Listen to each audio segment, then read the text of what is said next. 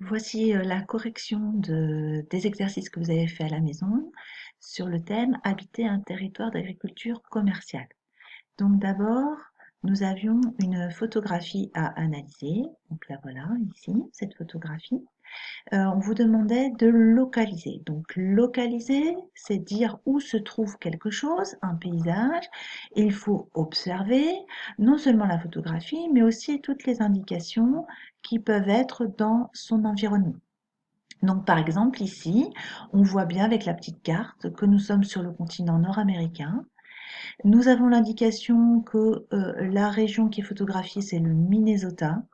Et le Minnesota se trouve aux États-Unis. Donc pour notre correction, nous pouvons écrire la photographie a été prise en Amérique du Nord, aux États-Unis, dans la région appelée Minnesota. Ensuite, je vous demandais de dire quelle était la pardon, densité de population. On la trouve inscrite ici, 24 habitants par kilomètre carré. Alors, ça n'est pas beaucoup. Une population inférieure à 30 habitants par kilomètre carré, c'est une densité faible. On voit d'ailleurs très peu d'habitants sur ce grand territoire. Puis, je vous demandais de faire une description de la photographie. Alors, c'est vrai, plan par plan, c'est un petit peu délicat. Moi, j'avais l'idée de m'arrêter jusqu'ici pour décrire le premier plan. Donc, au premier plan, on voit des champs. Ils sont de forme rectangulaire, ils sont plutôt grands et on voit qu'il n'y a pas de clôture, il n'y a pas de barrière, de haie entre ces champs. Donc, ça pouvait être notre première partie de réponse. Au premier plan, nous voyons des champs très grands, ils sont de forme rectangulaire et sans clôture. Alors, je ne sais pas si vous avez fait attention, mais ils ne sont pas tous de la même couleur. Ça prouve qu'il y a plusieurs variétés de plantes sur ces parcelles. Au deuxième plan, je voulais surtout insister sur la ferme ici. On voit quelques bâtiments enclos. Et puis ensuite, on voit que ça continue, hein, cette répartition champ rectangulaire et petite ferme jusqu'à l'horizon. Entre tout cela, nous trouvons des routes qui sont extrêmement géométriques. Elles sont parallèles les unes aux autres. Elles se croisent à angle droit. Donc, je vous proposais comme réponse. Au deuxième plan, nous voyons un groupe de bâtiments au milieu des champs. À l'arrière-plan, le même paysage de champs ouverts. Hein, c'est ce que signifie le fait qu'il n'y ait pas de haies, pas de clôture. Avec quelques fermes s'étalent jusqu'à l'horizon. Des routes rectilignes se coupant à angle droit parcourent le paysage. Ensuite, il y avait une question sur les cultures à partir des documents 2 et 4. Donc, dans le 4, on voyait un agriculteur dans son champ de soja. Et puis, dans le texte 2, on nous parlait d'un agriculteur qui produit du maïs. Et moi, je vous précise que ces deux productions sont principalement pour nourrir des animaux. Que ce soit des poulets, que ce soit des vaches, c'est de la nourriture pour les animaux. Ensuite, on avait la photo numéro 4 et je vous demandais un petit peu l'usage des bâtiments. Donc, on voit ici donc de nombreux bâtiments et la plupart d'entre eux, vous voyez, qui ne servent pas à habiter, hein, c'est des endroits où on va avoir la production. Là, ici, ça va partir dans des camions, où on va avoir les animaux, les machines, ce sont des hangars, par exemple. Du coup, erreur de manipulation, je vous proposais, cette ferme compte une dizaine de bâtiments plus ou moins grands. La plupart d'entre eux sont destinés au matériel agricole, au stockage des productions ou aux animaux de la ferme. La cinquième question devait prouver que l'agriculture est moderne. Alors, sur la photo 3, on voyait des camions en train de charger la nourriture des animaux. Sur la photo 4, on voyait un matériel d'arrosage. Je vous remontre ça pour ceux qui n'ont pas saisi ce que c'était. Donc ici, vous voyez ces rampes qui permettent d'arroser les champs. Et puis on voyait cet agriculteur avec son ordinateur dans son champ.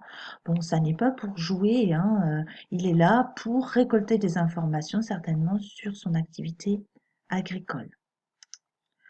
Et puis dans le texte 2, on nous parlait de connexion à Internet régulière. Donc la réponse, ça pourrait être On voit des camions sur le dock 3, des systèmes d'arrosage et un ordinateur sur le dock 4, et on nous parle de connexion Internet pour la vente dans le dock 2. Dernière question avant le croquis. On nous demandait de relever une citation qui montrait que les productions étaient destinées à la vente. Alors, je vous propose deux possibilités. Soit la citation suivante, il est confronté à une forte concurrence internationale. Donc, la concurrence, c'est lorsque on est avec un autre commerçant qui veut vendre la même chose que nous. Donc ça nous prouve bien qu'il vend son produit et en plus on nous dit international, c'est-à-dire que peut-être il y a des paysans français qui eux aussi veulent vendre leur maïs ou leur soja. Et puis deuxième possibilité, mes revenus ont baissé car le cours du maïs est passé de 300 $ par tonne en 2008 à 147 $ aujourd'hui en 2015. Donc ça nous prouve bien qu'il vend ses produits puisqu'il dit que ses revenus sont en fonction justement du prix du maïs. Pour finir le croquis, alors il n'était pas très difficile ce croquis, j'espère qu'il ne vous a pas posé problème. Déjà, il n'y avait que 3 informations à porter. Donc les champs en open field, donc open field ça veut dire ouvert sans haies, les fermes et les routes. Hein. Du coup, les couleurs, on fait bien attention, on garde une couleur en rapport avec la nature quand c'est possible. Donc classiquement du vert pour les champs. En revanche, pour tout ce qui est fait par les humains, on peut utiliser des couleurs non naturelles. Donc moi j'ai mis du rouge pour bien différencier ça des champs. Et puis les routes étaient déjà tracées. Le titre du croquis, croquis bien sûr, paysage, on indique le lieu, Minnesota aux États-Unis. Et la particularité, c'est que nous sommes dans un paysage d'open field. Le cours que je vous propose, il est assez réduit. Donc au Minnesota, on pratique une agriculture commerciale. L'agriculture commerciale, c'est quand les productions agricoles sont destinées à être vendues. On se doute bien que les habitants ne consomment pas ce qu'ils produisent sur ces champs. Les champs sont cultivés en open field, donc c'est ce que je viens d'expliquer, sans haies, sans clôture, avec des champs ouverts. Il y a une faute d'orthographe, je la corrige tout de suite. Hop. Et puis donc, ça permet d'obtenir de hauts rendements. Donc le rendement, c'est la quantité de récolte par rapport à la surface utilisée. Donc dans ces fermes, on utilise beaucoup de machines, on va le voir dans le cours, des engrais, on choisit les meilleures plantes. Donc c'est une agriculture très moderne, c'est ma phrase suivante. L'agriculture se fait grâce à des moyens très modernes, machines, arrosage programmé, donc engrais comme je le disais, et nécessite peu de main d'œuvre. En fait, il n'y a pas beaucoup de gens pour cultiver tous ces champs. Il y a beaucoup de tracteurs, de machines. Et puis une petite indication sur la vie quotidienne, même si les agriculteurs et leurs familles vivent dans des fermes isolées, là aussi j'ai laissé une petite faute, ils vont fréquemment en ville pour leurs courses, l'éducation des enfants, les soins, les loisirs. Voilà, donc je reviens vers vous avec la fin du chapitre dans lequel on fera une synthèse de tout ça. Merci, à bientôt.